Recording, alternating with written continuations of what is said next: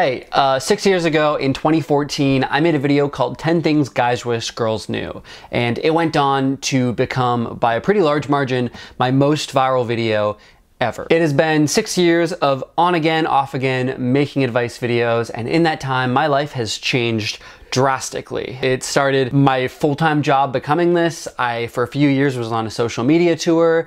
I found what I think is my true calling with my second channel, where I started a nonprofit to throw parties for charity, and it's just all been a wild ride. So I thought today it'd be cool to reflect on how things have changed in 6 years. Back then, I was hella single and thought I knew a lot more about dating than I actually did. And I also aspired to be a bit of a ladies' man. And then I think I actually got kind of decent at it in the sense that I just became a lot more relaxed and cared less what people thought, which ended up giving me a lot more options in the dating pool. And fast forward all the way to now, and I'm in the happiest and healthiest and longest relationship that I've ever been in, and it's something that I never even thought was really possible for me. So with all this growth, I wanted to see what I had to say back then and basically update everyone on what I think guys really value as time goes on. But before I hop into it, I just want to let you all know that this video is sponsored by Zyro, the easiest and best way to build a website. I've actually been playing around with the idea of making some updates to my website for the nonprofit that I run. I gotta admit, the experience in Zyro is actually super clean and really easy to customize. They have a bunch of preset designer-made templates that you can really pick apart every little piece of and do whatever you want with. But don't just take my word for it. If you use the discount code Andrew, you'll get 30% off any paid service that they have. And prior to that, like, you can test everything out for free. It's really sick. So if you're ever thinking about starting a side business or,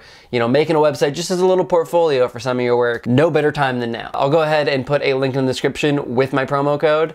And yeah, I hope you check it out. Anyways, on to the video. Hey, so there are some things that girls just don't know about guys. I think it would make everyone's life easier if they just did. So today, I'm gonna be explaining those things.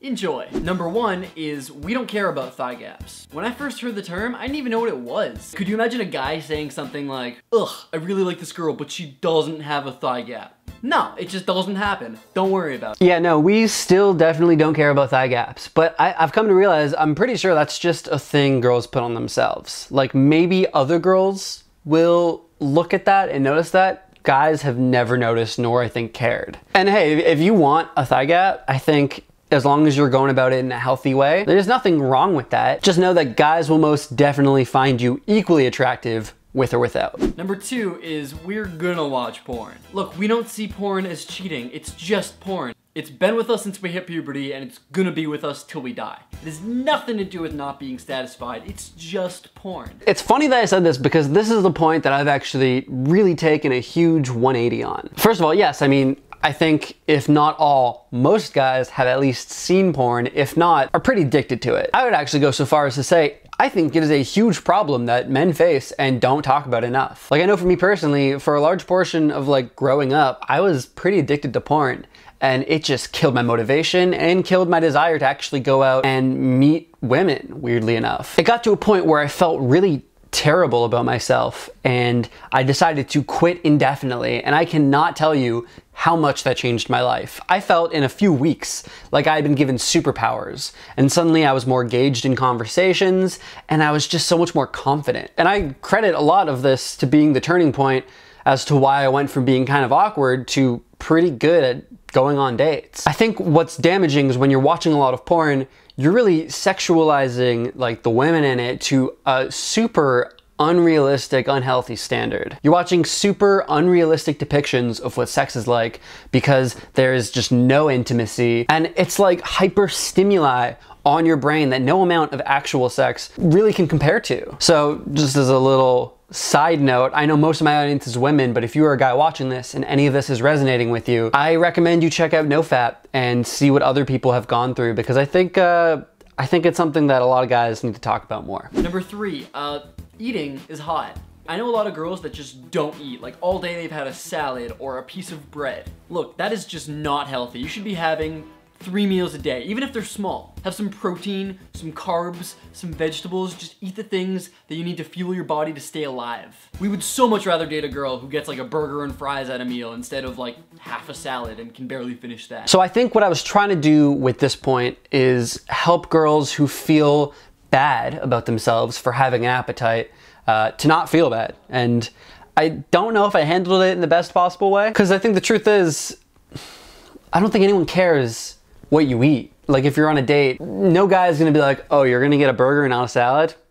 I'm out. Or vice versa, you're gonna get a salad, not a burger? Pfft, not interested anymore. Sorry to waste your time. I mean, I guess it depends on each specific guy, right? Like I'm a pretty healthy person, but if I was on a first date and the girl got a burger, like I wouldn't be instantly turned off. But after a bunch of dates, if every single time this girl is getting the most unhealthy thing on the menu, just because I'm so healthy, clearly we have different values, and then eventually I'll start to find that unattractive. But the good news is there are guys who are gonna eat just like that and love it, and you're gonna be so stoked that you're like that too. And so in any situation, if any guy ever gave you crap for the way that you eat, you guys are probably not compatible either way. There's a guy out there with every kind of eating habit, so if it really is important to you that your diet is exclusively chicken nuggets, there will be a guy out there who's like, hell yeah, let's do that every single day for the rest of our lives. And so if that's what you want, best of luck in finding him. Number 4, if we're putting ourselves out there to talk to you, you should at least be giving us some signs. Look, it takes a lot of confidence to go up to a girl and just start talking to them or start flirting with them,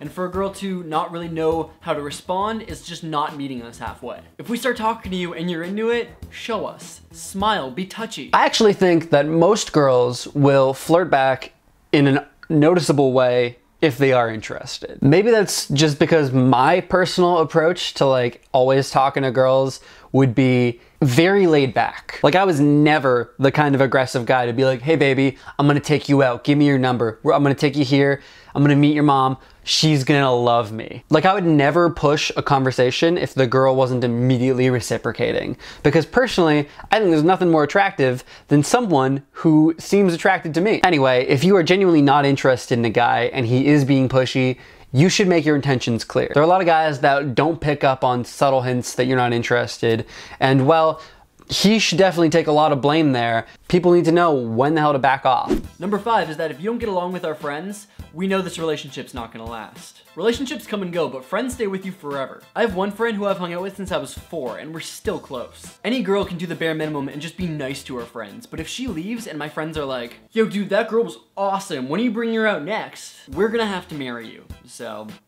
I'm sorry? Oh man, I was so naive. I wish that point were true, but it is really not. I definitely have a few friends who have girlfriends who don't mingle and potentially might not even like their boyfriend's friends, or at the very least have not made a lot of effort to get to know us. But I don't think that's gonna stop a guy from ever liking someone. But I will say, making an effort goes a long way. And it's really nice to know that your girlfriend can fit in with your friends, so you don't have to actively separate them, because then you're being forced to choose. But what is a make or break for a lot of guys is family. Like if you can get a guy's parents to just absolutely love you, they're gonna be asking from that day forward, when is the wedding? Number 6 is that playing dumb isn't cute. We're just gonna think that you're dumb. The last thing we want is to have to take on like a fatherly role and teach you about the world. Just be real about what you know and what you don't know. Me personally, I'm an idiot about a ton of things, but I'll never pretend to be one. If you have a good personality, you can be a dummy. No one is really gonna care. And I don't know why I said that we don't want to teach you things, because we literally do. Like an excuse to look smart and stroke our ego? Sign me up. I just think realistically, everyone is dumb in some situations and smart in others. And no part of that is a turnoff unless the guy is really insecure. Number 7 is if you like a guy, don't talk to him about how awesome you think other guys are. What are you trying to make him jealous? If you didn't already know this, frail egos, us guys. Obviously, we're gonna get jealous if you make it seem like some other dude has all these skills that we don't have, so don't do that. I think my meaning behind this was don't intentionally make a guy jealous, which I still stand by, but I'm not crazy about how I worded this. You should be allowed to compliment or just think highly of other guys in general. But I will say the point at which I would no longer say that is if you're comparing these people to your boyfriend directly, or really just in any sort of way that makes your boyfriend actively look bad. But to be honest, if you're doing that already, that tells me your relationship is kind of toxic, because it sounds like you're actively trying to hurt him by saying, hey, oh, this guy's so much stronger than you, so much better than you. Like, no boyfriend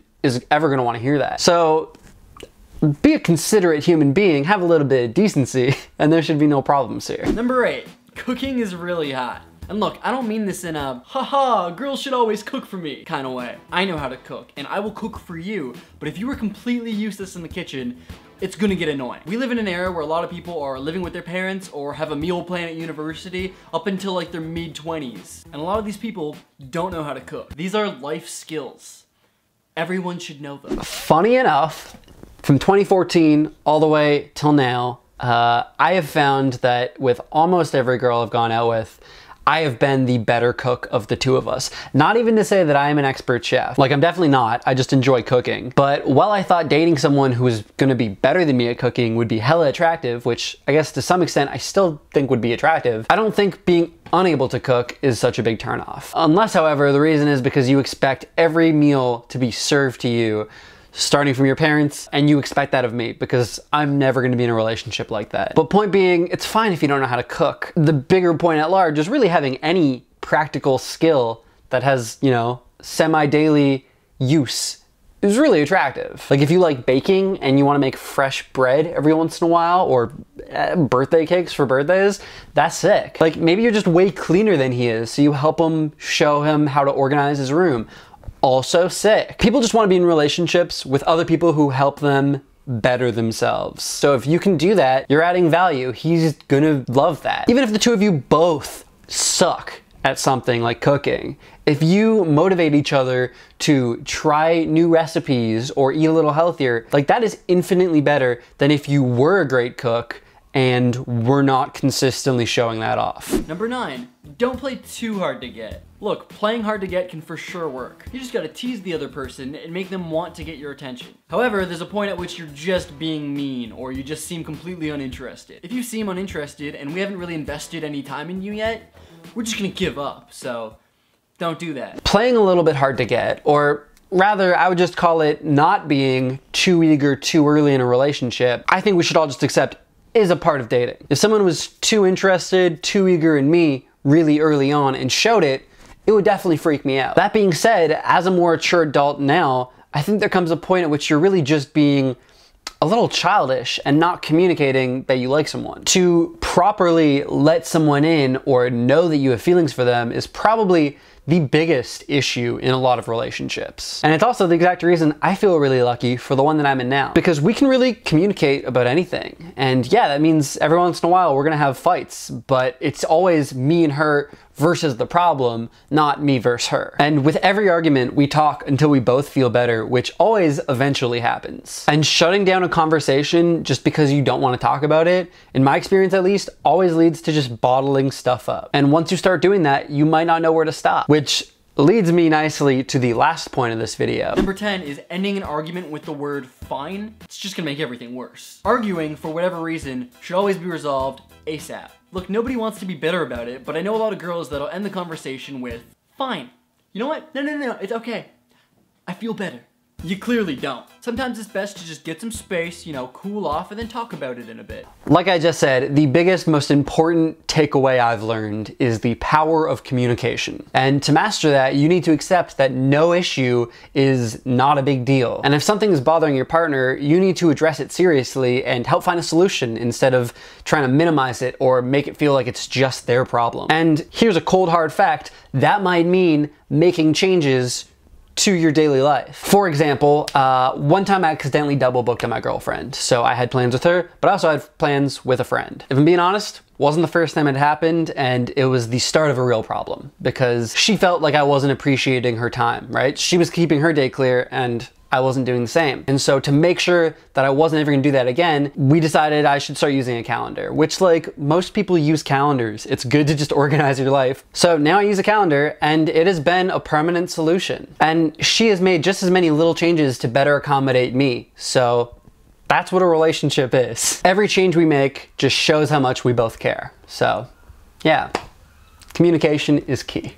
Anyways, that was it for today. Thank you guys so much for watching. And if you enjoyed this video, please give it a big thumbs up. And again, I just want to say thank you so much to Zyro for sponsoring today's video. Like I said earlier, Zyro is the absolute easiest and best way to build a website. They've got dozens of designer-made templates that you can customize as much as you want, and 24-hour support in case you have any questions ever. There's really no excuse to not start the site you've been meaning to make. And best of all, if you use my discount code Andrew, you get 30% off any of their paid plans. There will be a link in the description, and I hope you go check it out.